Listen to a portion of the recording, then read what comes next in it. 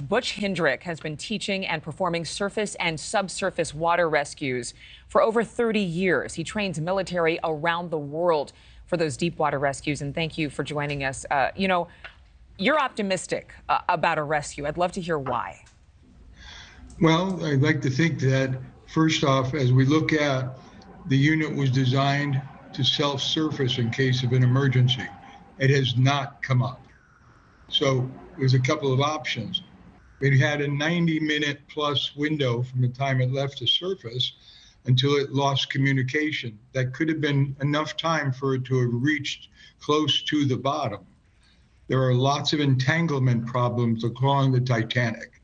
If it gets caught on anything, it may simply be stuck and not able to leave the bottom or maneuver, and its antenna for communication could have easily been disconnected. But in terms of getting trapped, I mean, they may have made it a couple of miles down in an hour and 45 minutes, which is the time that they were out before there was lost contact. If they were somehow trapped under some debris or hooked on something, how likely could they be found? I believe that what they're going to be looking at is when they get their proper equipment there, they're going to be deploying an unmanned ROV, basically a Pac-Man from the surface. It will have the ability to have manipulating arms with cutting tools. And if they can find it, and they find the submersible, they'll be able to help release it and bring it. At that point, it should come back to the surface.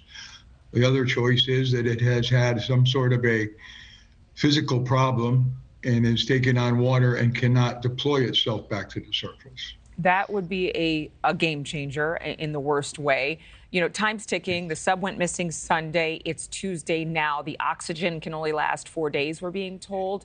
So in terms, go ahead, sir. I'm sorry. Yeah, they say that it has a 96-hour window of life support. And depending on how hard the people are working inside, anxiety will obviously use oxygen faster. So if they're staying calm, they should still have a little over 40 hours of life support.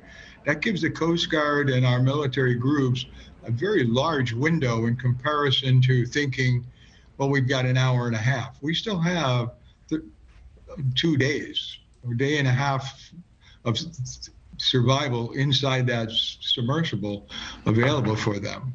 You have a much different outlook than maybe perhaps any of us laymen, having trained soldiers in these kinds of things. But clearly, the Coast Guard is going to have to stay calm and be very strategic. So walk us through what they would be doing as they approach this search site.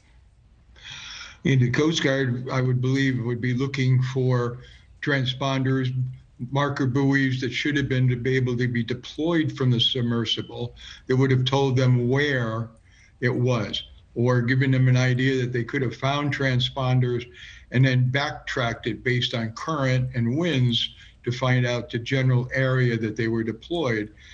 Keep in mind, our government, the Canadian Coast Guard, American Coast Guard, the Brits, this is what they do. They are exceptionally good at it. That's what they train to do, is to find things. They've put up more aircraft again this morning. And this unit, if it's just floating and disabled in subsurface, still below the surface, it could be 400 miles away based on the current at this point. Right. But at least it would be floating. And I appreciate you, sir, bringing your expertise on, because it doesn't look good, but at least you're giving us some glimmers of possibility here. I think that in order to keep the positive side of the search, we have to find a positive process. Yeah. If we all just say it's gone, then the whole search process starts to fall apart. You're absolutely right. When we learn on when we talk about searching for people in the water, it's how do we keep it positive so I can keep the energy high and do as much as we can. Because as soon as we go, it's over, we start to lose our momentum. I don't believe the United States Coast Guard or the Canadians or any other military group that's going to be part of this is going to be letting it become a negative. They're going to stay positive for no less than the next 45 hours. Butch Hendrick, I think you just gave us our motivation for the rest of the week. No matter what we're going through, stay positive, because you can stay creative and come up with solutions a lot better that way than being anxious and negative. Thanks for the pep talk. Thank you. You have a wonderful morning. You as well. Thank you for watching. Go to newsnationnow.com to find News Nation on your television provider. And don't forget to click the red subscribe button below to get more of News Nation's fact-driven, unbiased coverage.